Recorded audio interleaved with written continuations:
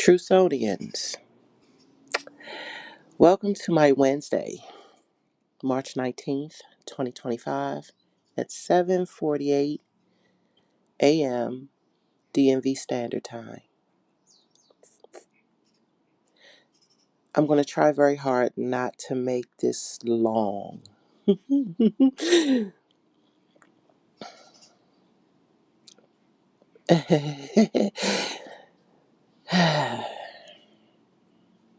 There's so many things to say, and inside of an evolutionized attention economy, things get misconstrued so very swiftly.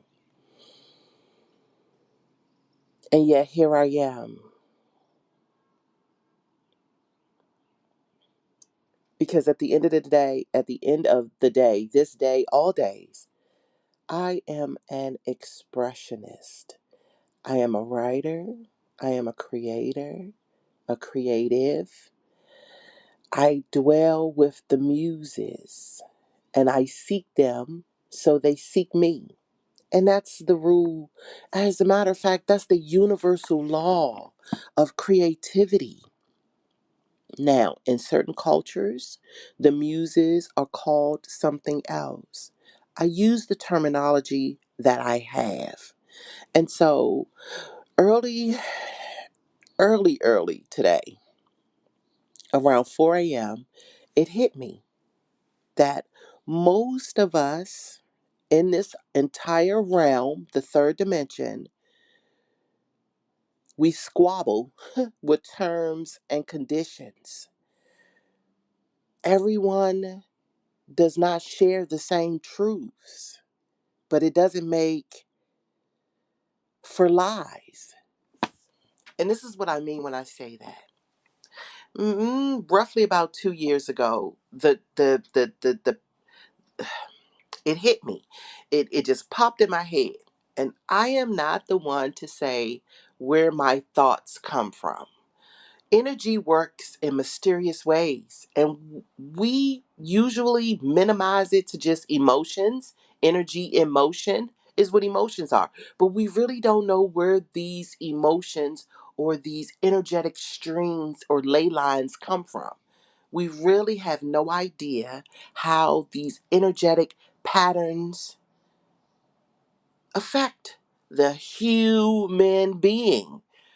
We really don't know, especially those within the USA motif. We've been lied to so much.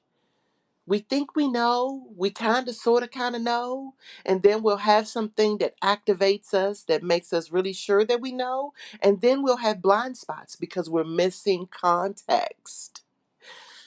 And then factor in all of the historical values, the false narratives, the rewriting of history, the complete erasure of history, the burning down of happenstance, the burning down of people, places, and things, the blind spots, the blind spots, the blind spots. Oh my.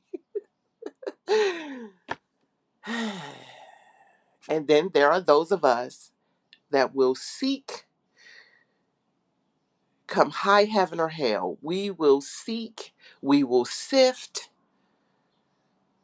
we will observe, we will analyze. And those around us that don't think enough say we think too much. And then those around us that are full of pride and tussling with their ego have some kind of regard where if they get on board or compliment, then they think they're doing too much.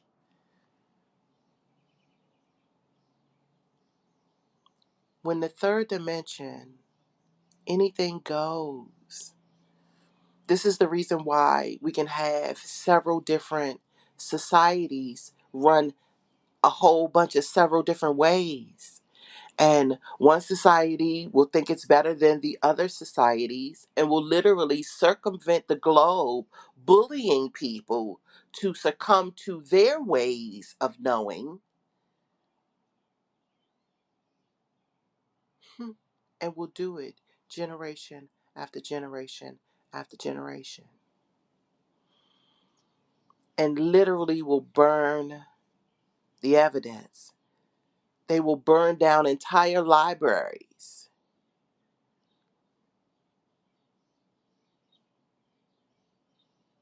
bring down entire civilizations, never realizing that you'll never be able to erase the energetic signature of anything that is within the third dimension. That's the reason, in my opinion, why the third dimension exists in the first place, so that there may be an energetic signature, a physical signature to the energetic signature, two sides of the same coin. There's a non physical side and a physical side to every single thing that exists in this realm. And I speak with such conviction because of the things that just come and plops itself inside of my frequency for me to pay attention to. And this has been going on with me ever since I was a kid. So trauma meets me at 6 years old, and I go within. I retreat to books and stories and safe places with the people. You want to talk about Sesame Street? Can you tell me how to get to the non physical essence of Sesame Street? I have been a resident of Sesame Street before Sesame Street was a thing. My imagination has been lofty. It's where my soul, my inner child retreated. And once my inner child realized that this was safer in here than it was out there, that's what got cultivated. And I do not put it on display. And I'm probably never going to truly put it on display because it's such a vast place. And as I grew older, there were things that continued to cross my path to not only affirm my non physical essence, but it actually gave it words for better explanation, better exploration. It gave it, not even to mention, bef- before I could even speak properly, I was into big words. And I have relatives to, I would say to prove it, but I'll say to that has kept receipts of it. That knew me when I was a child, and they used to speak about how I used to use these big words before I even knew how to spell them or all the meanings of all the meanings that were attached to them. That's just the way I was. And then I started dating, dealing with dudes that had a problem with it or wanted to, you think you know everything or you think you better, or not even understanding that there were barriers in reading and writing that most of my people aren't privy to. I didn't know any of these things younger. Had no idea.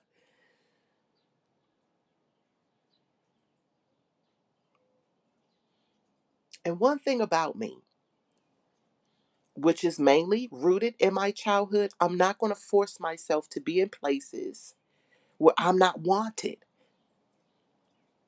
I'm not a look at me type of person. As I've always said, even maintaining my presence on social media is me challenging myself outside of my comfort zone. I'm not even into technology all like that, which is one of the reasons why those that are more technologically savvy will figure that the behind the scenes in these virtual shadows, in these cyber streets, that I am one to be manipulated. As if I don't know that there are back doors and hidden code and ways to show up as one person when you definitely another person.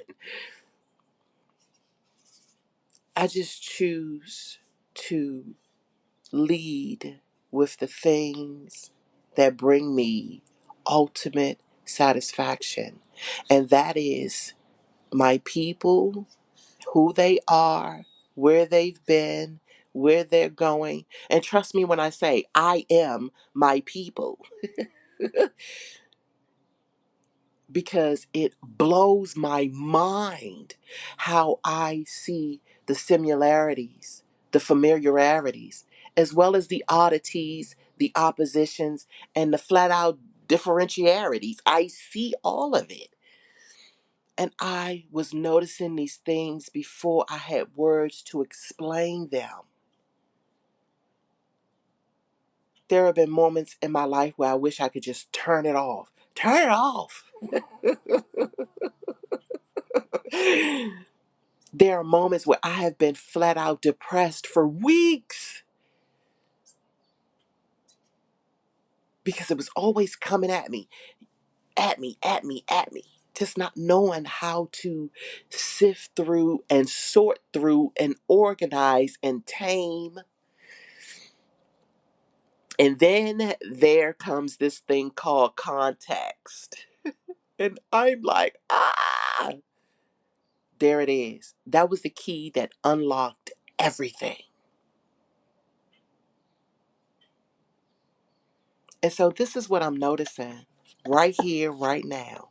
Once again, I am going to uh, share some raw data that's always dancing inside of the corridor between my head and my heart, and then it flows to my hand and I write it out because I'm a lover of words. It baffles me when I hear people say, oh, that's just words, that's just words. That's why I always say sticks and stones will hurt, and so do words. That whole words will never hurt is a fucking lie. This is one of the reasons why I carry the rule. Be just as loud and passionate with your compliments as you are with your critiques, because there requires balance, or else you'll live a lopsided ass life. So,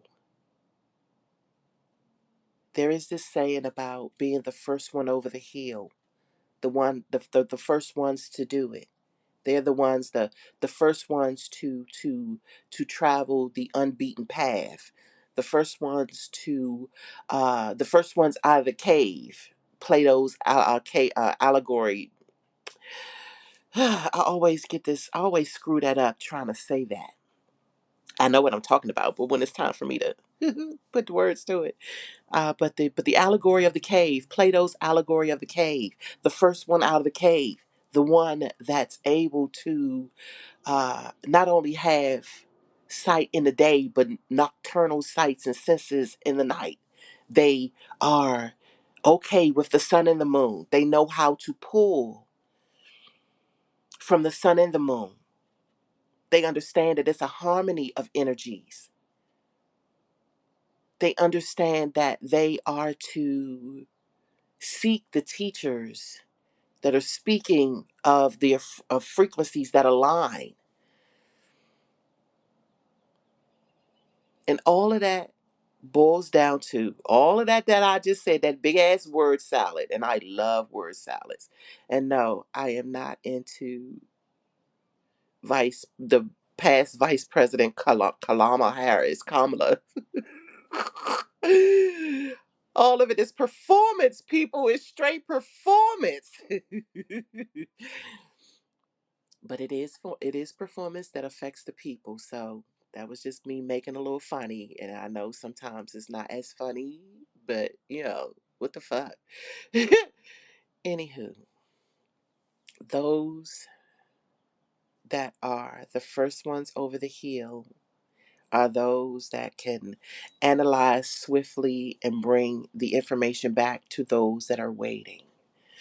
And then once that information is disseminated, then the lot of the people go over the hill. They are better equipped, they are knowledgeable, they know what to expect, or at least have an idea of what to expect. And then they too are over the hill. But I want to talk about the canary in the coal mines, because that's what my people are. And what jolted me to make this what jolted me to hit the record button was the, oh, wait a minute, hold on, and I wrote it down. Oh, but I might not be able to. I don't remember what I did with it. And in the moment I flip the page in one of these notebooks that I be writing on, I lose it until I come back on it again. Okay, let me see if I can go off the dome with it. But there is this black inventor that was in the camp with Thomas Edison, and ah so his name is Granville T. Woods, and Thomas Edison attempted to sue Granville for patents for inventions that Thomas Edison did not invent. Granville T. Woods invented them. Thomas Edison literally took him into court to sue him, knowing that he didn't invent none of this. So, long story short, Granville T. Woods won the patents, won everything, because he was able to prove that it was all his. I all just mind blown with all of the thoughts that came rushing in my head about all of the Thomas Edisons of the world. All you have to do is have the money to be able to pay for an elite attorney to show up in court and understand the ways of the law of the land, and you literally can have your intellectual property ripped from you. And this ain't nothing new that I'm talking about. If we think about how old Thomas Edison's ass is. And I say is because I believe in energetic signatures. Just because your body is no longer here, because your body has left this realm, your essence still here. That's what memory in motion is all about. That's what energy in motion is all about, which is one of the reasons why it baffles me to hear that emotions are only for women. It's on women are the channels of this energy and motion, but they are not the only ones. If you are a human being, you have emotions. Now, whether you suppress them or deny them or dismiss them or act like they don't exist, that's all on you. Most often women embrace it because we are the receivers.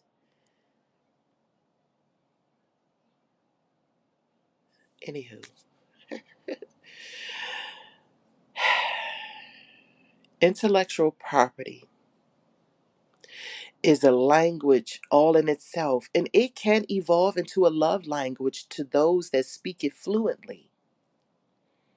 So it made me think about all of those that understand the law, even if you haven't been to the bar and been socially acclaimed, or you don't have the credentials to support the knowledge. If you have the knowledge of the laws around intellectual property,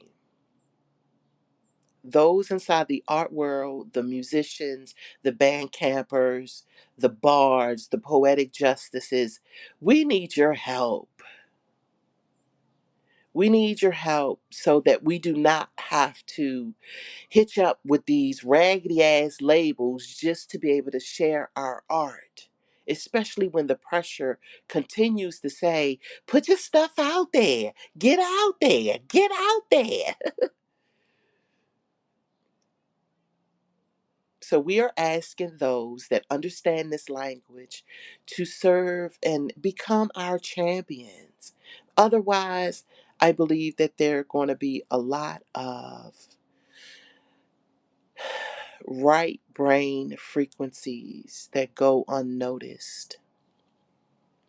And we will continue to be bombarded with the fuckery because those that have the monetary means to push things continue to call the shots.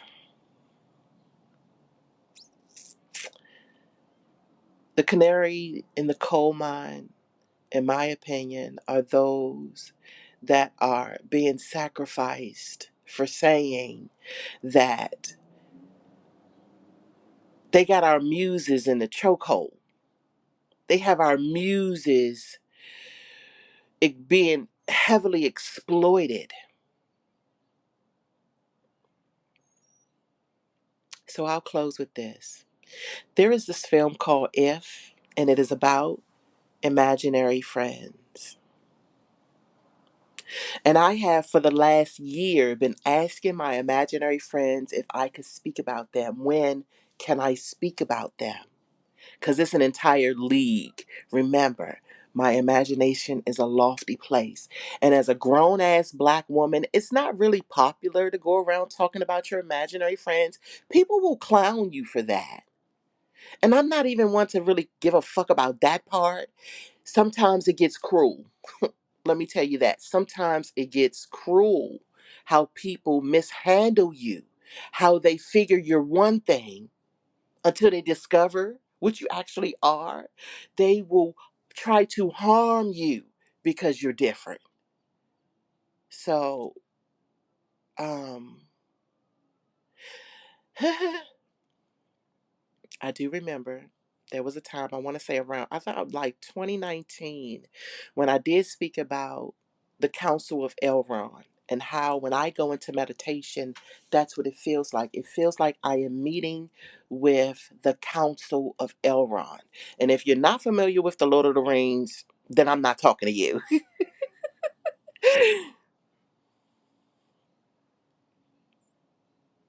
But there's a space that has kept me safe, and it drives my momentum, and it keeps me inspired in this third dimension. It keeps me inspired in the denseness of what my outer life looks like in conjunction with what my inner life looks like. And because I'm always surrounded around a whole bunch of introverts, they swear I'm doing nothing with my life. And yet I hop portals. I seek the information that tells me about my human beingness. And I work my way out of socialization. Am I completely there? No. No. And I probably will never claim to be completely there. I think once I'm completely there, folks will be trying to plan a funeral that I absolutely told them I don't want.